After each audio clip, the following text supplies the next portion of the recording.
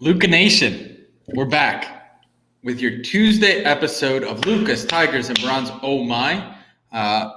I'm really looking forward to this episode for a few reasons.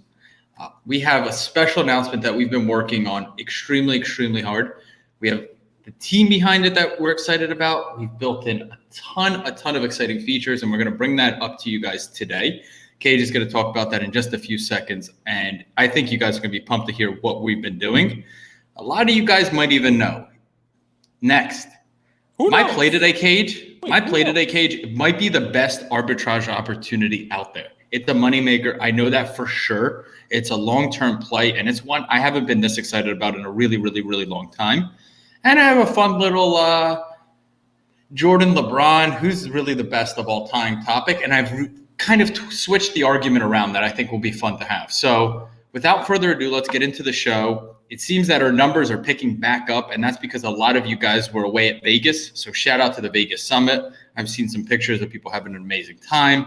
Black Jaded Wolf, Carvin, Pull Wax. I mean, I've seen just amazing pictures of people having a great time. So shout out to everyone that was at Vegas and made some pickups, made some sales, made some connections. The hobby's back. The hobby's back this week, Cage. So where should we start off? Should we save the announcement till the end? I got to say thank you to you because the days, they all kind of melt together for me, man. And I love chiming in here, and I love when you do your intro. Now I know it's Tuesday. Because sometimes I don't, it could be like a Thursday, it could be a Monday. I don't really know what day it is sometimes. And I come on here, you do your intro, and you're like, it's Tuesday. And I'm like, oh, wow, it's Tuesday. I mean, it's Taco Tuesday. Taco Tuesday. Listen, I never wait for Tuesday for tacos. If I want a taco, I'll have a taco any day of the week. I'll have a taco any day of the week. I was lamemed, sort of, in his story today, which is great. I love being lamemed. I will try to do something every episode that is lameme worthy. One of the best accounts in the hobby. There are a lot of people. We should have like a best hobby account award at the end of the year. We should do that. We did our Zoom. We get our LukaNation OGs on there to kind of vote. Who do they like the most? And I'm sure the people who have a lot of followers on their account, like Ryan Carcaliga 2 and Mr. Garcia, who have a lot of followers. They probably get a lot of votes, get a lot of followers, right, Mr. Garcia? But it is what it is. I think some of these underappreciated accounts also should win some awards. But Lameme, but pound for pound, not only one of the most handsome people in the hobby, but also hilarious. I mean, it takes a lot to come up with this stuff every day. You can't go back to the well every single time. Can't just make fun of me every time. Although, if it is a slow week, please feel free. These are broad shoulders. I can take it. And I love it, man, because as I tell everybody, I got people texting me all over the place. Oh, you got a Lameme again. He's making fun of your face. I'm like, all right, good. People are going to be talking about it, It's all good, My face, it's a very make-funnable face. So I will say that. Thank you, Lameme, for all you do. The follower count continues to climb, and I love every minute of it. I don't look for hobby beef but I don't view this as beef. I love when Lameme puts us in the spotlight. What else? What else you got for me? I gotta give a shout out to Victory Investments. Man, he's coming out with a really cool short film. I think probably 5 to 10 minutes long on the meaning of sports cards and the meaning of the hobby. So it's kind of this provenance. I don't know what do we call those? Rob Petro's always use vignette. Video vignette. It's a video vignette. So I'm excited for it. You guys, we're releasing this Tuesday night, so a lot of you guys are going to be listening to us Wednesday morning. Victory Investments. Go to his page. He's been talking about it. It's going to be really cool. A short vignette, a short film about the hobby and the meaning of cards. A lot of people are excited about it. You want to do a play? You want to jump right into it? Did you see that Gary V tweeted? He tweeted a whole bunch of stuff today. I mean, he is on CNN. That dude is just everywhere today. He put one of his tiger doodles, a tiger doodle, to PSA. I mean, mystery solved. We now know why there was a backlog. They were slabbing doodles. I mean, it's a new kind of dog. It's a slab-a-doodle, right? So, I got to tell you, I thought it was cool. I think the way he connected. It's genius. It's amazing. Why do you think it's cool? Connect. Go. I mean, we've talked about this for a long time. NFTs and cards, right? They're brother-sister relationship. In my opinion, in my humble opinion, it's a brother-sister relationship because there's so many similarities. So many similarities and a few differences we'll talk about. But being able to bridge the intangible world, right, NFTs, with tangible items, these one-of-one cards, we can put the art piece aside. These are one-of-ones, and all of us in the card hobby know how rare one-of-ones are. And to slab them and to create kind of a derivative product off of his NFT, it's brilliant. It really is brilliant. And it's funny that it happened today because we were coming on here to make an announcement of something that we've been building. And guys, it's a hugely ambitious project, and we know that. And truthfully, we wouldn't be able to be at this point without the amazing help of our team. So got to give them a shout out. But this announcement happened on the day where we wanted to bridge the NFT world with the sports card world. We believe there's so much potential here, and we're going to make an announcement. We're releasing Tiger NFTs. And I'll tell you a few reasons why we're doing that. Cage will tell you a few reasons. But I'll leave it like this. Stay tuned, because we're guys that have built this show from zero, from scratch. We've landed sponsors that have helped us grow. We've landed employees and the team that's helped us grow. Our community sharing and being a part of what we do helped us grow. And we're just scratching the surface. We're going nowhere. We're working harder than we've ever been. And we want to be a good part of the community, a positive part of the community. And this project, you guys find out what the utility that we added on here, I think you're going to be really, really amazed. And honestly, except for that, Cage, is there anything you want to add? Is there anything I'm missing? Yeah. I mean, so let's throw it out there, right? I mean, no need to be coy, right? So we have a lot of people in our community. One of the coolest things that we've done in the last year and a half is build LukaNation. It's build this amazing community of collectors, right? Card collectors. We have people who collect Top Shot. We have people who connect, Panini digital cards. We have people who collect, NFTs. And we've started talking about crypto a little bit more. We started talking about NFTs a little bit more. I've started researching it a little more, especially with PSA being closed, especially with cards. You can't just sprinkle your magic and 10x your card plays anymore. But it sort of looked like you could do that with NFTs. And I've been researching it. I've been researching, NFTs as a different asset class. And we've had a lot of people, message us and be like, I don't know anything about this space, but everyone's talking about it. How do we figure it out? And, I thought to myself a couple times, like, how to use a cell phone commercial, like don't turn it to your parents. What is it? Progressive Insurance, where they take them to like Home Depot and it's like, there's blue, like I don't have a mute button, like that kind of, I forget what company it's for. But it's you hit the nail on the head. It's the Progressive commercial. So that's what I'm thinking about, right? Not that our audience is there's blue, but it's more of, you haven't tried it yet. And I remember I hadn't tried it, and it's part of the reason I missed out on VFriends. No baloney. I mean, I know I talked poorly about it, when it came out, but if you look at my account, my MetaMask, my OpenSea account, you look at those things, it'll say, like your credit card member since, it'll say May of 2021 was when I first got on OpenSea, had an account, you name it, because 2 days before VFriends was released, 5.3, I think it actually was pushed back to 5.6 when it was released on 5.5, supposed to be 5.5.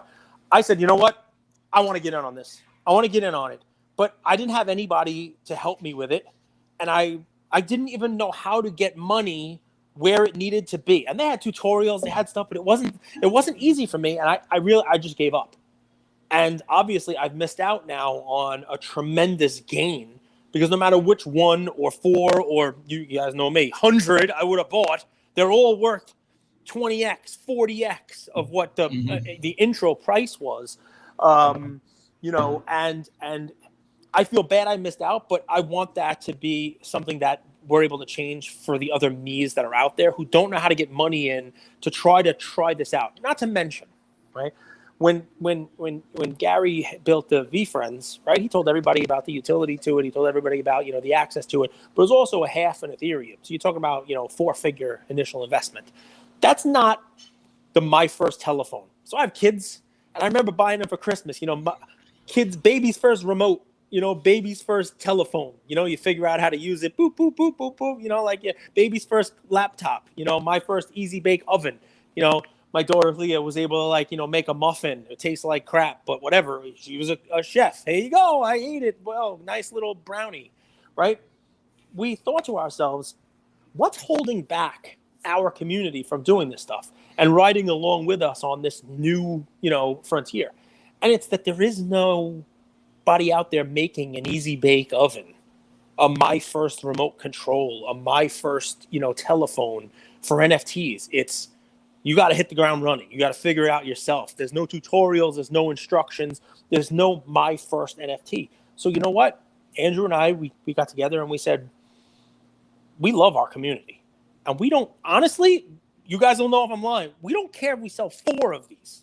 Honestly, we know we're going to sell more, but we don't care if we sell 4. Because those 4 are going to be sold to people who want to be involved in this. And maybe for people who want to learn how to do this going forward, how to experience buying NFTs, how to learn how to do this, so we don't take this lightly. We want to be your first NFT. We want to be the one you buy when you've never bought before. We want to hold your hand through the process and show you how to do it. And here's why, guys. And obviously, people are going to buy this who own other NFTs. People are going to be buying this who are, it's not their first one as well. But here's the difference, right? What I've seen in the space over the last couple of months is that most of these NFTs are done by shadowy coders. They're done by people who we don't know who they are. It's an avatar. Right. It's not a name. And the hope is that after those NFTs, whether they're avatar PFPs, raccoons or koalas, whatever it is, and afterwards they can create a community out of that, whether it's Bored Apes or whatever it is. After people buy it, then they can build up the community around it, right? They're unknown people, unknown development team, kind of in the shadows and hoping to build a community afterwards. And Andrew and I got together and he said to me, you know what, Cage, we have a community already, right? We already have a community. And we had the Pseudo Sisters on, and they said the biggest concern with an NFT is that there's going to be a rug pull, right? It's going to be a cash grab, and people are going to do it and disappear. Well, not only do we already have the community built, but we're here every single day. You know who we are, you know where to find us, and you know that if you buy something today, tomorrow we will be there for you to say, hey, what now? Not, oh, I can't find these guys. Who's behind this and what's going on? So we said, you know what? There's a big responsibility here, right? To be, hold your hand and be your first NFT. But no, Bull, who's better to do it than us? We have the community already built, right? We have the patience, the ability to teach, the want, the desire to make this educational, and with a community, we don't have to build a community. It's already there. We can build on our community. But the most important thing is this. We've been able to sit back and watch what is successful in this world, in the NFT space, right? There are ones that have art. There are ones that don't have art. There are ones that are, an artist behind. There are ones that are led by this dude, and there are ones where it's dropped and then people disappear and who knows, and it's just, hey, it's about the art. It's about the art. And then there are ones like Gary that gives you a token. You go to an event. There are ones like World of Women that have funds where if you're in a specific crew, they're going to buy something and you get to share in the profits when they buy and sell them. And that's got a cool thing to it. And there are a million different things. You know what we said? Why not all 3? Let's give it all. Let's build ours and code it in and give all of the stuff that's worked for all these things, right? So VCon, welcome to TigerCon owners, right? Utility, we're going to have more utility than any NFT out there, right? Everybody's going to be getting free stuff. You want to come on our show as a guest? There'll be guest tokens, right? You want to get gifts? We're going to be giving gifts out to people. You want bonus NFTs on top of this? You're getting them. You want digital sports NFTs, bonuses for anybody you're getting them. You want to come to National and have a cigar event with me? It's in there, right? You want to meet and talk business strategies, consultation with Andrew about anything from crypto to cards to anything in between? It's in there, right? You want to be on a special episode of Coffee with a Cage where you're on the show live and you're the ones asking the questions of Coffee with a Cage? It's in there.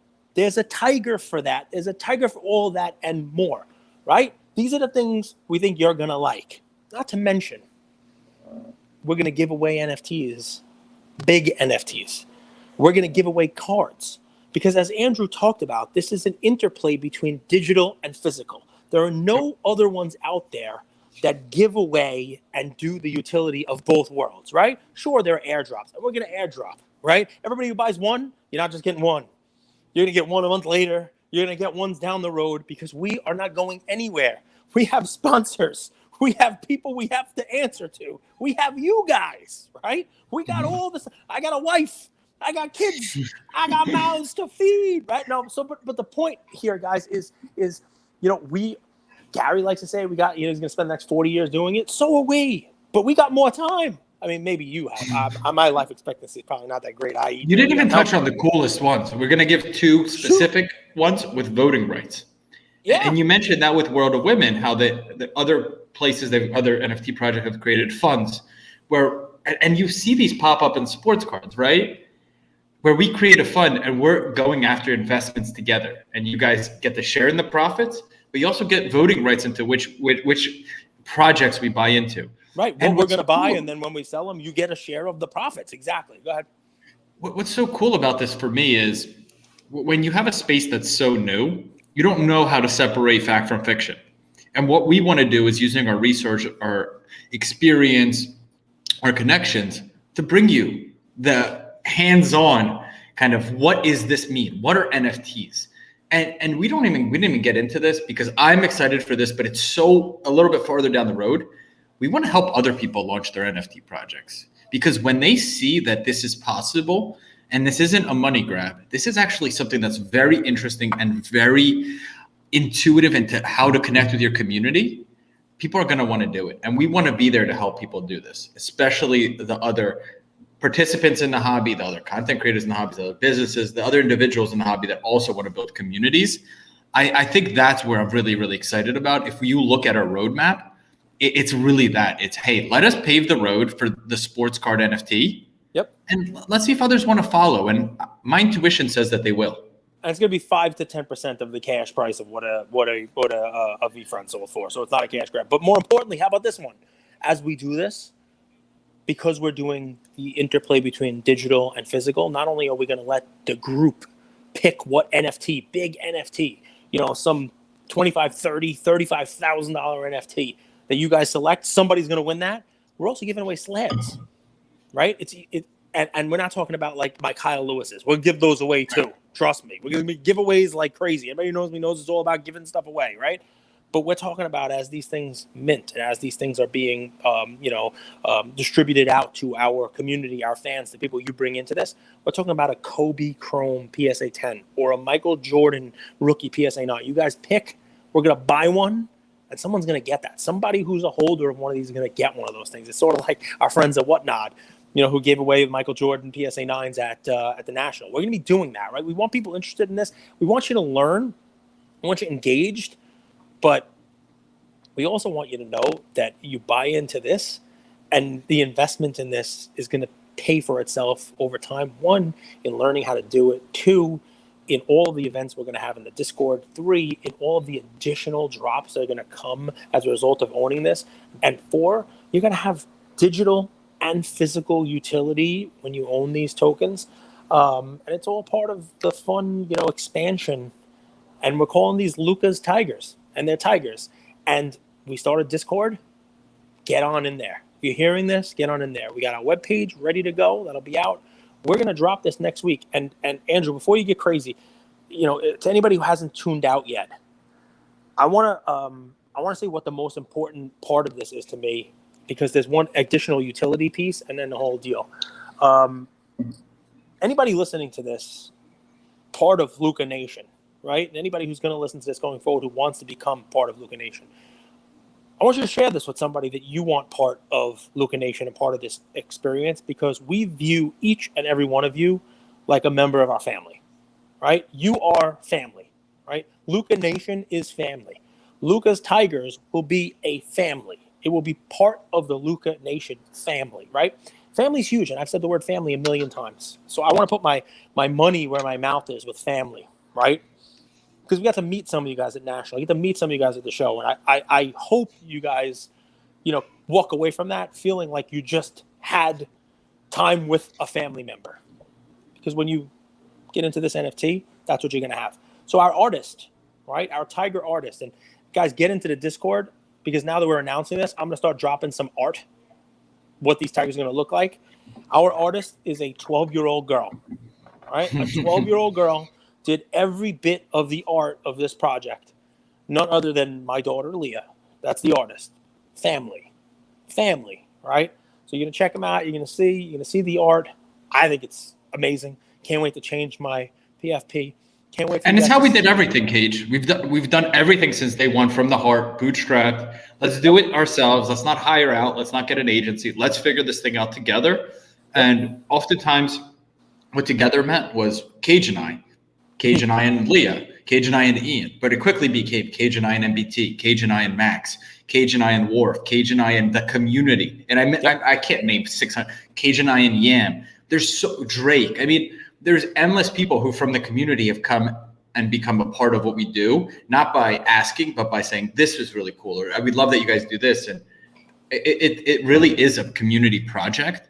I'll also say one of my favorite quotes in life is, give me a stick and a place to stay. Give me a stick and a place to stand, and I can move the world, right? A big part of what we're doing here creates immense leverage for us. If you guys saw the guests we were able to get for 10 for 10, imagine what we can do together as a community once we launch this NFT. So family. It's going to be very cool. Extended family. You guys are all family. Can I do one more utility we didn't mention? Sure. So and I want to talk about why we priced it the way we did, because that's also an important thing. Sure. Every Friday, guys, what do? You guys who have listened to this, you already know you're saying order Chick-fil-A. I do. I try to do that. I wish I could do it Sundays, but I can't. But so every Friday, open a box with Ian. We've been doing it since before the podcast started. We've been doing this during the entirety of COVID. You know, and you want to talk about family. You know, one week I'm on vacation, I couldn't do it, and you got the whole crew from Reckless put Ian in a box break for free and broke a box with Ian having a spot. This way, we kept our streak alive. Family. But here's what's fun. For those of you, we're going to have a lot of these, right? It's not going to be short. Those of you who get the specific Tiger NFT that has specific traits to it, you're going to get an Ian Pulls Fire Tiger. And Ian is going to pick a box for you guys that we buy. Ian's going to open that box for you live. And anybody who knows, everybody who's watched, you guys already know Ian Pulls Fire. So there's going to be a nice, cool Tiger token that people are going to mint that is an Ian Pulls Fire Tiger. And that comes with a box opening as part of the utility. By Ian live. So, guys, we're 22 minutes in. We're going to get into the play. We wanted to do this announcement service, but let's talk about why we priced it up what we did. Sure. We're going to price it at, if you guys don't know, it's going to be 0.06 ETH. Why did we choose that amount, right? Like you mentioned, the VFriends was half an ETH, 1 ETH. Half an ETH when ETH was more. It was like $4,000 ETH. And no doubt, Gary's spent 10 years building a brand. He gives so much value, well-deserved. We chose this price because a lot of us in the last year have seen our growth, and they've come to us and said, create a subscription model. Why don't you, create a Patreon? Why don't you start charging for your picks and plays? And we never wanted to do that. You guys know from day one, that wasn't who we were. But we do believe that the community should be a part of our growth. And instead of doing a sunk cost model where people pay for a subscription and that money's gone, why not pay for a subscription? And as we grow, maybe that model grows with us. Maybe that floor grows with us as our LukaNation grows. So we wanted to price it at a place where there's tremendous amount of upside and very limited downside, because we're going to over deliver for that 0.06 ETH, where more than likely you're going to have more giveaway slabs than that cost double. But it also gives you an opportunity to hold something, to hold an investment that we believe in long term, and we hope that you guys will believe in it long term with us. And not to mention, you're getting in on it while we are expanding into the world of crypto and growing our base and expanding, the user base that would want to get in on this, which is only going to serve to increase the, as we like to call it, the floor price of these things, and ultimately create interest for in the secondary market. Not to mention, we've only scratched the surface of the utility we're throwing on these things, right? So you get to own this for life. We're not just going to drop these and say thanks and goodbye. We're going to be delivering on these over and over and over again. We hope you hold these things, I hope you hold them this way. When we have our Tiger Con, you show your token and you get in. You don't have one, you don't get in, right? And that goes on and on. Continuous events. We have a lot of partners. Maybe one of those gets you an invite to Bleecker, or maybe it gets you a discount at one of our sponsors. We will work on every one of these things with you. We want to know what you want going forward as people who hold these tokens. We'll tell you right off the bat all of the great things that we're going to be throwing at you when you get in on these. But more importantly, the next round of these, a month into owning them, we want to know what you want. That way we can deliver it for you. And before we jump off this and get into picks, there are probably people out there saying, this sounds cool, but I don't know how to do this stuff. Please get in our Discord if you're not there. We've loaded up a lot of tutorials about getting money into MetaMask. And please message us.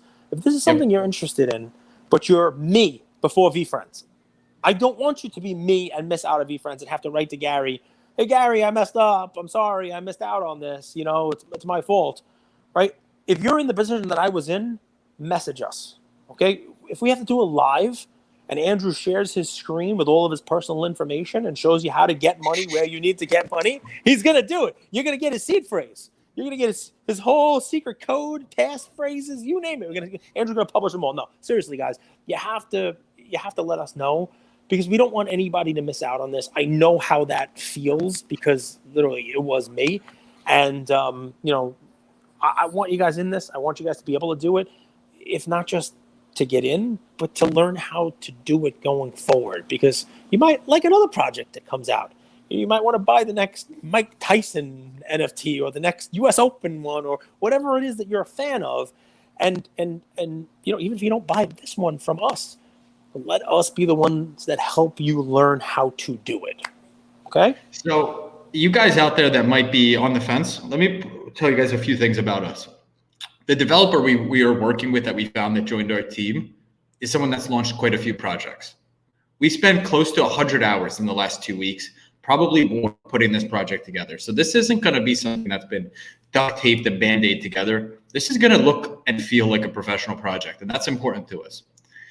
We have over 6 figures now in partnership revenue. We have 5 employees, 5 team members on this team. Everything we've done from day one, we've reinvested right back into the business to keep creating content for you guys day in and day out to help you guys get the answers that you want. It's going to be the same thing with this project. We're going to continuously reinvest and make this project, make this community better and better and better, and pour back into the sports card community. And that's really what I think is a cool benefit. We're going to be able to not only just bring sports card people to NFTs, we're going to bring NFT people to sports card. And that's going to be fun, guys. So stay with us tomorrow. Just so you guys know, this is built. So this is not like an announcement and we're going to be like, wait till 2027. This is coming out next week for a fact. Yeah, we just did a run through 5 minutes before we jumped on.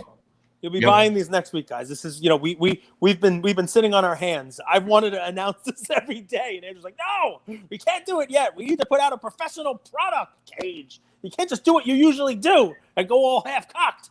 And I'm like, all right, well. That was a conversation that actually happened. I wish we could have vlogged the behind the scenes. So what you could expect on tomorrow's episode, we're going to be announcing the website. That's going to have the roadmap. That you're going to see some previews. It's going to be some really good stuff. So tomorrow's going to be the announcement for the website. Stay tuned. This weekend, we're going to announce some influencers that we're going to be partnering with to make this project a reality. So that's going to be fun as well. And then next week, we're going to start minting. And the whole minting process is super fun. Think of it as like you guys are opening packs. Okay, that's so all it's it is. That's all it is, guys. It's packs. We're giving you Luka's Tigers packs. You can hit something rare, but even if you don't hit something rare, everything you hit's going to be awesome because it's us. Yep. So stay tuned. We don't want to beat a dead horse. We're 30 minutes in. We're always long-winded. You guys know this. We apologize. My play is going to be equally as great as our NFT. And when you guys see this arbitrage, my play is the NFT. And it's going to be my play from now until we're done. No, go to give you a play. Who are the 3 best tennis players of all time, Cage? The 3 best tennis players of all time are Martina Navratilova, Yep.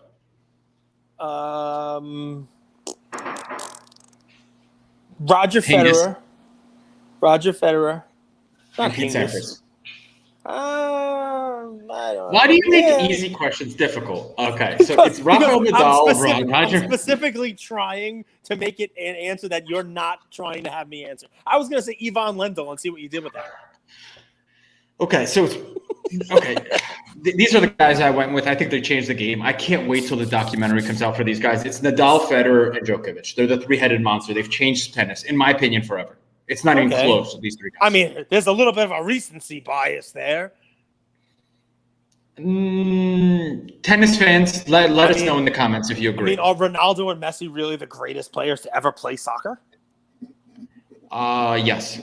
Messi, definitely. Messi's not even close. And we'll talk about that in a second. Messi is head and shoulders to me number one. But anyway, to me, it's Rafa, Fed, Djokovic. They've broken records. They've dominated the game. They've all had their no one's played clay like Rafa. No one's won as many Grand Slams. He told me before the episode that Luka, Ja, and Zion are the best basketball players to ever play. So I want to make sure you know what you're dealing with. People are going to tear you up in the DMs because you have no clue what you're talking about. But anyway, so these guys are equally amazing, but the card releases are the most hideous thing I've ever seen. Ace. So let me share my screen. I'm just using Djokovic as an example. Mm-hmm. I think it's really important to understand. I think Djokovic is the best player of all time, but Federer is the most beloved. So make your choice. But we look here. So here's a 2016 Ace Authentic card, right, Cage? Okay, I'm looking at it. Djokovic. Hideous card. You have Ace, which I don't even know what this brand is. I don't know if you'd feel comfortable investing in it. BGS 9, so nothing special. And it's out of $5.99. Okay, so this is apparently his rookie card. Okay, let's go take a step back. We go Djokovic. I don't know why it won't let me sort. There we go. We go highest price. We have one right here. This is out of $2.90. It's out of $5.99. It's at $9.5. None graded higher. Ooh, how much is that? $30K is what they're pricing it at. $30,000 for Djokovic? Yes. Now let's look at the autos. Look at this auto. How hideous is that auto? I can't even see the autograph. I guess, what is it, on like a sticker or something there? Or something? Okay. That's on a sticker. That's not even a clear sticker. And it's a terrible looking auto. So needless to say, his cards are pretty expensive. Oh my God. $25K or best offer. So let's go to the sold listings here.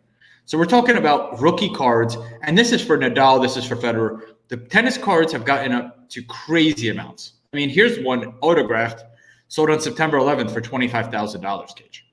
So these are selling.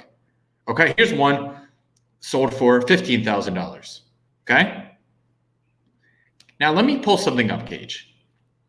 We have game used, authentic match worn tennis shoes. Okay, match worn. With apparently his hat and a signed wristband. $3,000 or best offer. Here's where I go. And this is not going to be easy, guys. If you could find game-used memorabilia of Federer, Nadal, or Djokovic, I think it's an unbelievable investment. Here's a game-used 2007 match ball. $1,000 or best offer.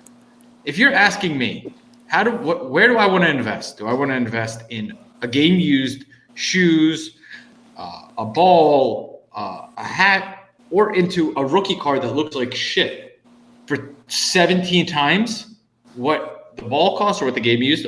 To me, it's a no-brainer. There's going to be way more cards than game-used items. To me, this is one of the best long-term plays into an illiquid market where you could buy in fairly cheap and hold. And I think it's a really cool set, man. I really do. Where do you think tennis ranks as a sport for fan base? You think it's like before or after highlight? Seriously, what? So we got like basketball and football and baseball and hockey and soccer and. I don't think it's a fair comparison because the individual sports versus team sports. So team sports are obviously going to be more popular because there's more people. There's 52 people playing just on the football field. I'm doing it for a reason, right? Because we can narrow all this stuff down to supply and demand. It's kind of what we do, right? So there's a reason why Djokovic and Federer and Nadal only have ugly rookie cards is because they don't really have that many cards. And the reason why there aren't a lot of cards is because I will argue there are not a lot of card collectors of tennis, maybe Correct. because the fan base is not that large. And then the segment of that already small fan base is not a collector of cards. But then when there are cards, there's not that many. So the supply is so low. I would argue that there's even less memorabilia collectors of absolutely not tennis. And that's where I flipped it. So there's way more basketball card collectors than basketball memorabilia collectors. Correct. But I will say that there is easily more tennis memorabilia collectors than tennis card collectors. I don't know anybody who's a tennis card collector, but a tennis memorabilia collector, if you could get a Pete Sampras, a Jim Connors, Andre Agassi game-used racket, I mean, that's a cool item. I'd rather have that than any rookie card of any of these guys. So to me, if there's 1,000 collectors of sports cards, there's 2,000 collectors of memorabilia, where if there's 2,000 collectors of memorabilia in basketball, there's 100,000 card collectors. Okay. So that's why I decided to go. I like it if you're right. I mean, I've never met anybody who collected tennis memorabilia, but it doesn't mean they aren't out there, and there doesn't have to be a lot. And that's the play. That's the play. I mean, we're coming off the U.S. Open where Djokovic lost after having, the ability to go for a calendar Grand Slam and do all that fun stuff. He was tired. But he hit a 5-setter versus Zverev. I'm not saying he lost. I'm not taking away from him as a player. I'm saying that it's fresh in everyone's mind. Like I gave an Olympic team play when the Dream Team was playing. You know what I mean? And it's not in everyone's brain anymore. And all of a sudden, the price kind of falls off. But, I mean, it's a good enough time as any to see that the sport is popular. I mean, so celebrities there watching the match. You saw a lot of people watching tennis. It was basically like a celebrity. It looked like a Lakers game, a celebrity row over there, which is kind of a cool thing. Usually people follow celebrities. But, yeah, I mean, you look, it's a low-risk play. If there are people spending $10,000, $15,000 for a card, then, buying a ball or especially a racket or shoes, because there's not going to be that many. A ball in tennis, they use a lot of balls. They use a lot of balls, but and the autos are never going to be good. It's a whole learning curve here, guys. So, but if we're looking here, Novak Djokovic, Roger Federer, Rafael Nadal signed game-used tennis ball. $75, no bids. It expires in 7 hours. I mean, guys, a My House PSA 10 costs more than a tennis ball that was game used by the three greatest players. I mean, that's part of my problem with it, right? Like, that's not graded. That's not like what kind of certificate comes with that? Like, it's just somebody who went to the event. 1,000%. Well, 1,000, and obviously it's going to require its own kind of learning curve. Like, to me, the pinnacle would be like a game used Roger Federer Wimbledon final tennis racket. But I would ask yourself, what would that cost? Because I think right now, if you saw one of those on eBay, it would be a $2,000, $5,000 item, where the rookie card is selling for $20K. I don't know. To me, it's that's cool. I mean, it's a no-brainer. And it's not going to be easy to find, Cage. It's not going to be easy to find. And probably shouldn't. I've been to the U.S. Open. They have jumbo tennis balls that are the size of like dodgeballs, and kids have them, and they get as many people who are playing to sign. It's a cool thing. Get like the whole quarterfinals. All semifinalists from the men and the women's side to sign one jumbo tennis ball. Be cool display piece kind of thing. I'd look for something like that. That would be kind of cool. I've seen Djokovic play. I can't play tennis for anything. Forget about it. No way. I'm not running around sliding around like that unless you put cheeseburgers on the fault lines maybe. And I'll dive for it. But it's amazing. They're amazing athletes. I watched wars between Sampras and Agassi. And, I did watch McEnroe. I watched Jimmy Connors. I'm old enough to remember those guys. I think Federer is amazing. I think it's great that Djokovic came because Federer was so good and had nobody to compete with. And then Rafa, especially for the French Open, became a great, 1-2. You need that Tiger and Phil. Yeah. You need that person to push you. And it's funny because with Djokovic coming up and becoming as great as he is towards the end of Federer's career, he's added that little extra layer to it as well. So, I mean, obviously I joke. They are three of the best to ever do it. And Cage, they're going to make a documentary on them because here's what I was thinking about today. They inspired a generation of young players who we don't know about yet, who are going to talk about in 10 years how they were inspired by Rafa, Fed, and Djokovic. These three guys put the game on the map. There was a lot of people don't realize. My dad's a huge tennis fan. Why I know this? There was a lull in the early mid 2000s. There was a lull in tennis, and these guys, as much as you don't think necessarily tennis is that popular, these guys put tennis on the map. Where, I mean, it was a spectacle to go watch Federer and Nadal. It was. You know who my favorite guy is in the last 10 years, but he's never really capitalized on the talent that he has with Nick Kyrgios. He's hilarious. I love that guy too. If he ever got out of his own brain, he could be one of the top guys too. But he makes some crazy shots, and he also says some crazy stuff. But that's one of my guys I like to watch. But yeah, man, that's a cool thing. One of my best buddies played college tennis at UNC, and he compared tennis to boxing. He said, without context, it's that mentally tough sport. Why Federer wins, why Djokovic and Nadal win, and Kyrgios doesn't, is that mental toughness to stay in the game, to lose a set, be down a break, and to stay in the game. So it's a cool sport. So that's my play for today. Is your play the NFT? Hell yeah, it's always going to be the NFT. Cool. And why shouldn't it be? Why shouldn't it be the NFT always? Because I think it's going to be the most valuable thing in the world. I'm just playing. Did you say you had another arbitrage play? Well, no, I want to talk about something.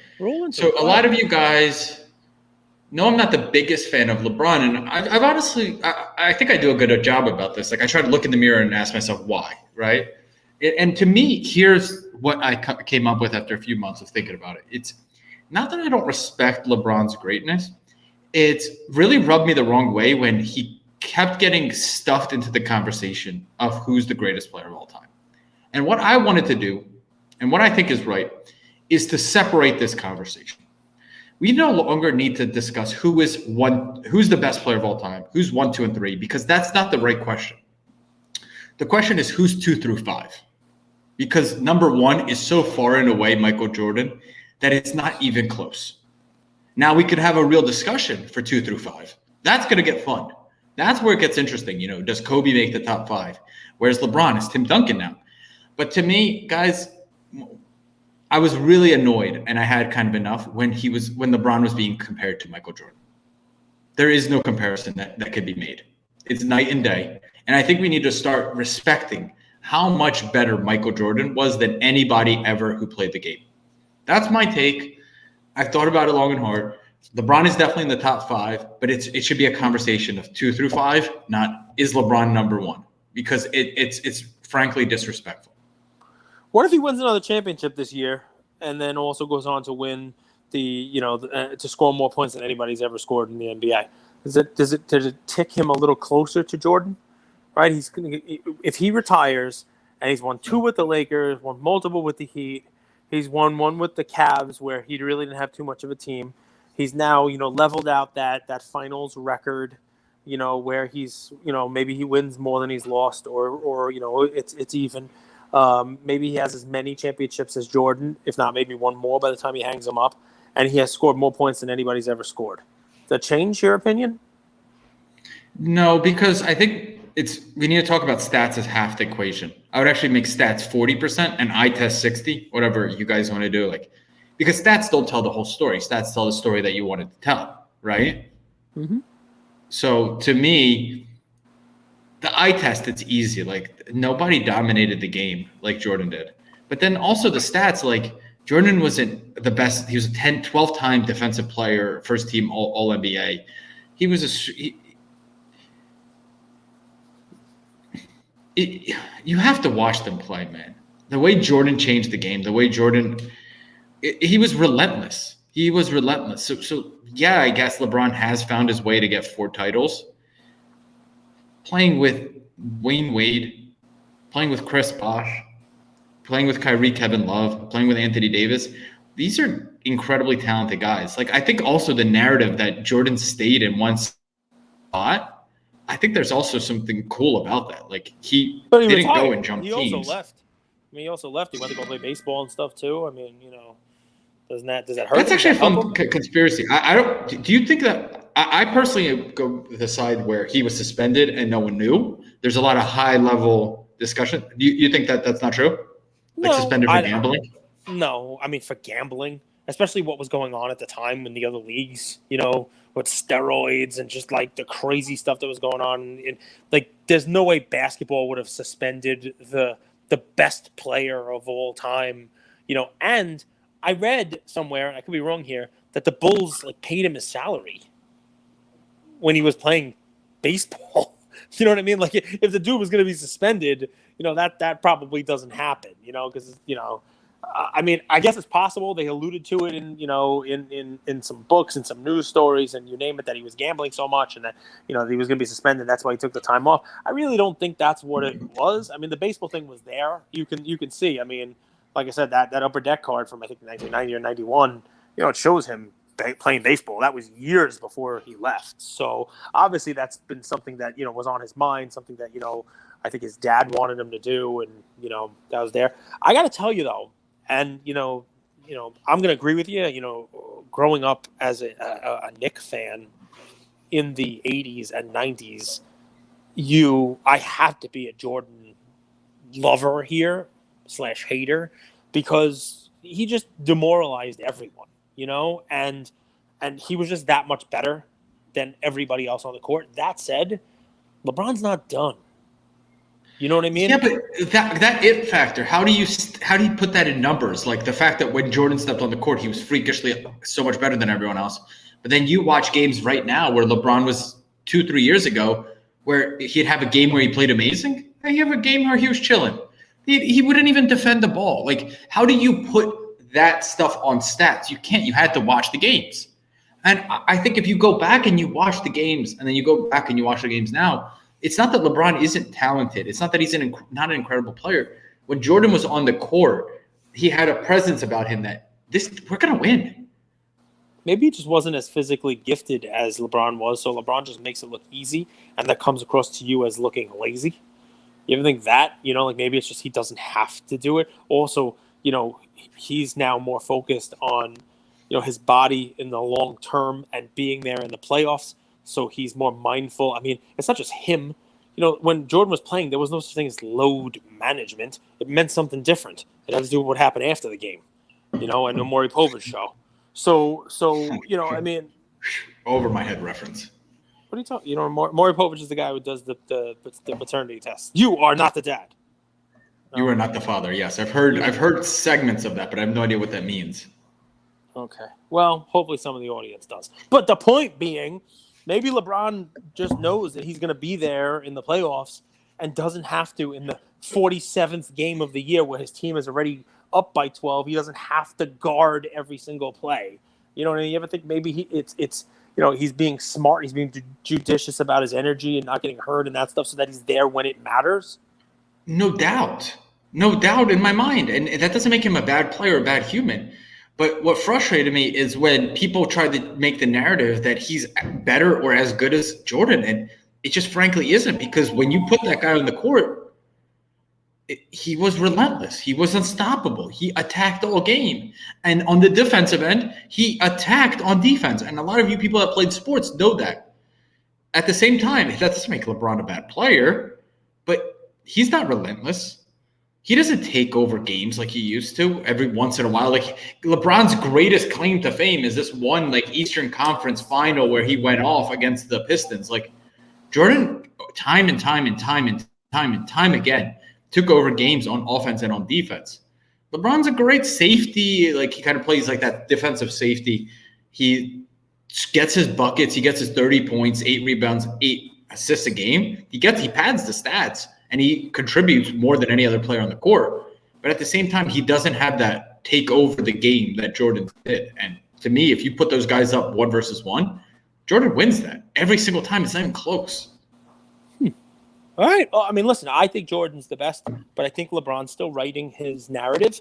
And while I don't expect him to win a championship this year, and, who knows what people would say if they do, because he's got this, an all-star at every position. It might actually hurt his narrative. It might be like, of course he won a championship. Look who they have around them. Like he's almost in a no-win situation this year. If he wins, it's like, all right, well, he has Anthony Davis and he has Russell Westbrook and he has, this whole crew of like all-stars. So of course he won. I mean, I find it hard to defend LeBron just because I don't think he's better than Jordan. But I'll try to be even objective. But I don't think it's a bad thing to compare him and Jordan. That's clear cut 1 and 2. I think not that he's 2 to 5. I think he's clear cut. And I know you're a Kobe guy also. So people. Well, I was just going to be objective. LeBron is a better player than Kobe.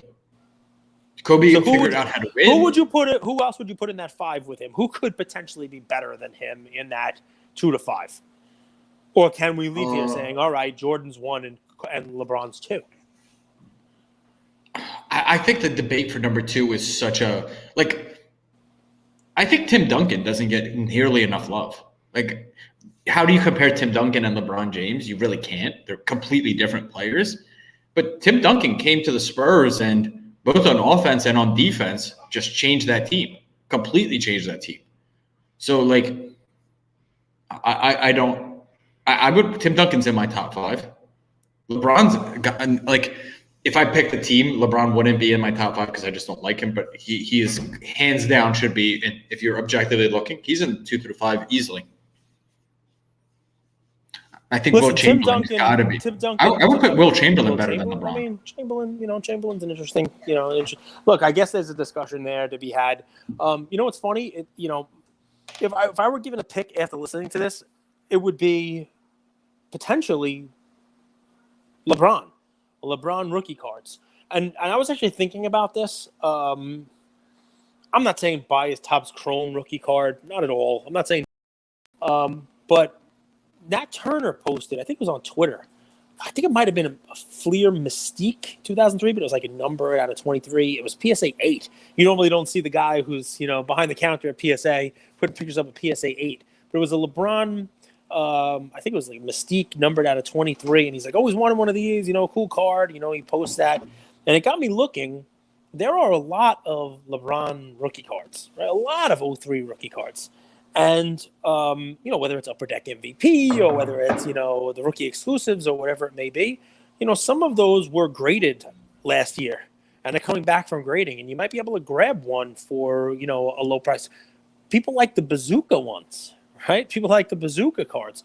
I'm not telling you go out and buy a Topps Chrome. I mean, if you do, maybe buy one in, PSA 8 or something like that. But I think there are LeBron rookie cards that are approachable out there.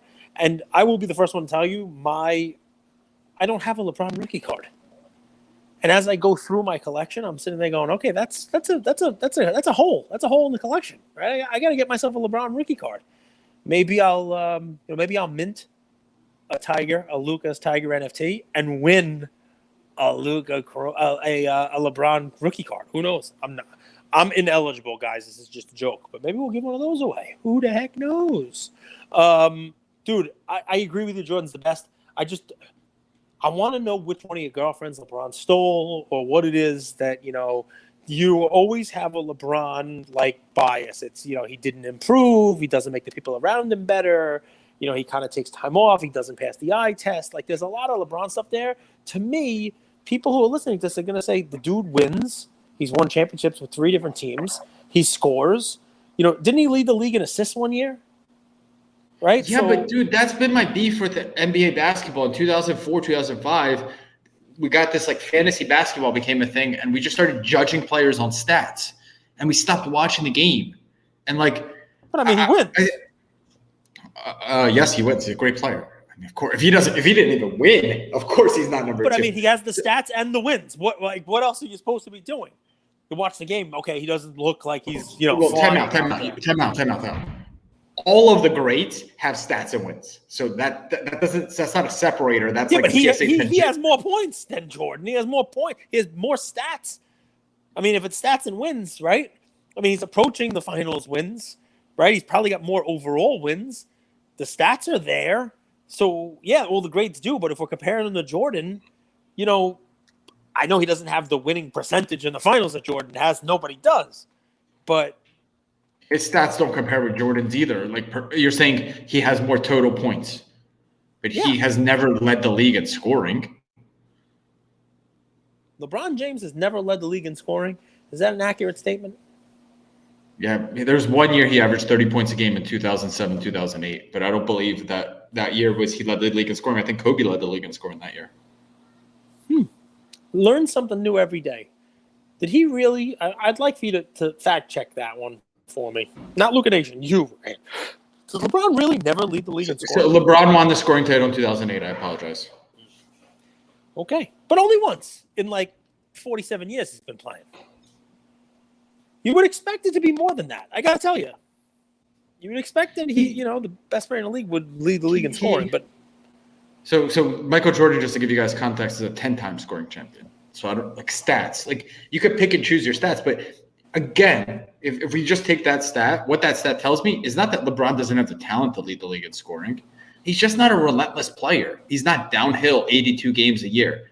And Jordan, frankly, was. And you ask yourself how. He was like superhuman. But that's what made him the greatest. And that's what frustrated me about the debate. It's not that LeBron's not amazing. LeBron's top 5 player of all time, easy. Easy. And I know I've said that before, tongue in cheek, so don't lemon me again. But like, it was just like I've been looking at like trying to find the argument, and it is a case of like I drew a conclusion, and I've been finding evidence to support it. So there is that. I'm not blind to my own biases. But first off, I'm not killing anyone. It's not murder. I'm just having an open discussion about like Jordan, LeBron. So like it's not that deep, but I think it is fun to try to break down why these opinions formulate. all right, so there we have it. Go buy Novak Djokovic shoes. LeBron is just not that good. And we got an NFT coming out, folks. I'm glossing over this. Andrew has some interesting stuff here today. The tennis arbitrage play is very interesting. I never really thought about the tennis memorabilia collector that are out there, but I know it exists. And just, rackets, if that's really something that you can buy, there can't be that many of them out there. It can't be that many of them out there. Like match used, rackets and stuff. It's an interesting thing. LeBron, Jordan. Think about the price point. I know. Well, that's the thing, right?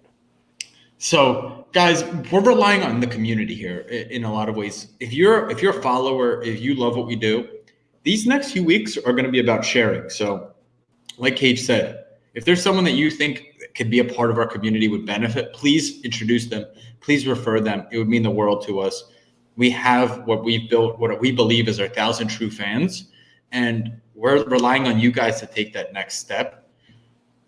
I found one last stat about LeBron and Jordan, but any final words about our NFT project? You left out the biggest stat. I mean, Space Jam 1 is better than Space Jam 2. I mean, that is a huge part of the equation. So Space Jam 1 is better than Space Jam 2. 10 scoring titles to 1. Watch this last one.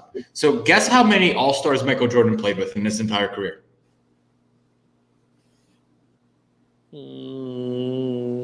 Scottie Pippen, Tony Kukoc. Not an All-Star. Kukoc He was a Hall of Famer, but not an All-Star. He had to have been an All-Star one year. Maybe not. No, while have you Jordan ever was playing, have you ever seen Tony Kukoc's stats? Yeah, man, 100%. I watched him play. He was good. He averaged about 18, 19 points a game. Pink Panther. He was good, Kukoc. He was a good player. He was not an All-Star, but he was a Hall of Famer. He was never an All-Star? No. Okay, how about this? I'm going to go backwards because you asked the question in the way you asked it. How many did he ever play with? How many All-Star games did Bill Cartwright play in? I doubt 0. Bill Cartwright's never been an All-Star? NBA All-Star 1980. Okay, so he was an All-Star who played with Michael Jordan. How about Charles Oakley? How many All-Star games was he in? I'm pretty sure he was an All-Star in 1993 with Starks and Ewing, 92-93 season. Okay. Of course, both of those guys were not All-Stars when they played with Jordan, which is, I think, what you're asking. Probably just Pippen. Well, I'll share the graphics so people don't destroy me in the comments here. I'll show you guys what I'm working off of right here. Who played with the most All-Stars? And this is what I'm looking at. So Larry Bird played with Kevin McHale, Parrish. Come on now. Some of these other guys, I have no clue who they are. You mean they were All-Stars when they played with him is what this means. Yes. Correct. Then we have Anthony Davis, Dwayne Wade, Kyrie, Chris Bosh, Kevin Love, Zydrunas Ilgauskas, Mo Williams. I can't believe these guys made All-Star games. This is kind of hilarious. Can we just block out that line? Boop, just take the bottom line off. It doesn't matter because he still has 5. He still would have as many as Magic. And that's not even including this season. Russ Westbrook, Anthony Davis, Melo. Who knows what's going to happen this season? And then we have 1 over here. So I mean, it's just incredible. It's just incredible. Love you, LukaNation. I don't want to beat this topic to a pulp. Listen, guys, before you go, before we hang up on you, before we end this episode, we have a Discord open. It's all been sports talk. We're going to open it up now for NFT talk as well.